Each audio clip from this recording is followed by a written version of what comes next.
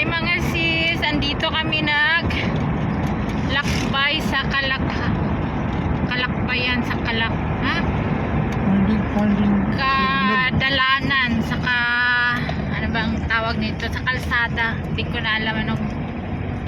Naghahanap kami ng signal kasi 14 days na walang signal dito sa amin. Totally lockdown mga sis, kaya wala akong post sa YouTube.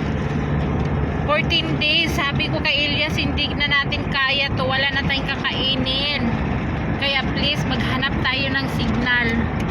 Kanina pa kami ikot ng ikot dito sa mga kabukiran, makapunta kami sa city, kumbaga saan kami padpari na makahanap ng signal.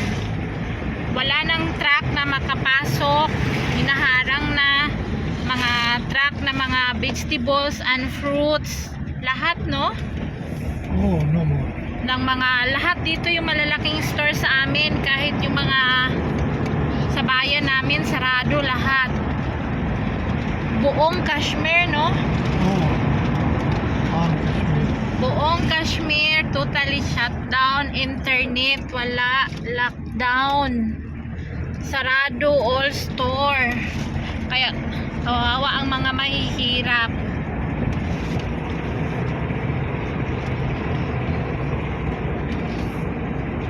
Lalo na yung mga talagang super needy. Sarado, saan bibili ng harina, saan bibili ng sana mag-okay na yung okay nila yung kasunduan nila na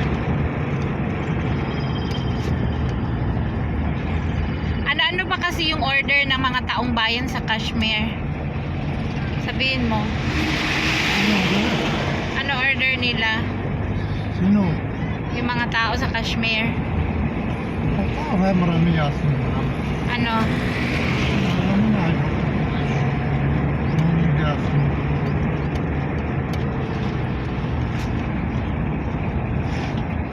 So, yun na guys. Ang update natin today para makapost ako ng video. Punta kami sa lugar na may signal. Thank you. Salamat sa mga nag-message. Salamat po sa inyo kasi maraming days na rin din hindi ako nakapost ng video. Alam nyo na guys, pag hindi ako nakapost, laging lockdown dito sa lugar namin. Ngayon ang grabe.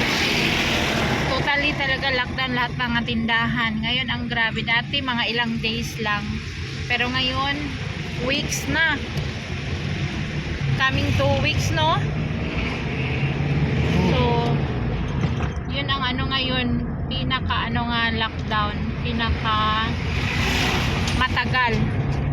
So, see you sa ating video mga sis. Salamat. Sana panoorin nyo yung video namin. May pambili kami ng harina, bigas. Yung lagayan ko ng bigas, wala nang laman, mga 2 baso na lang.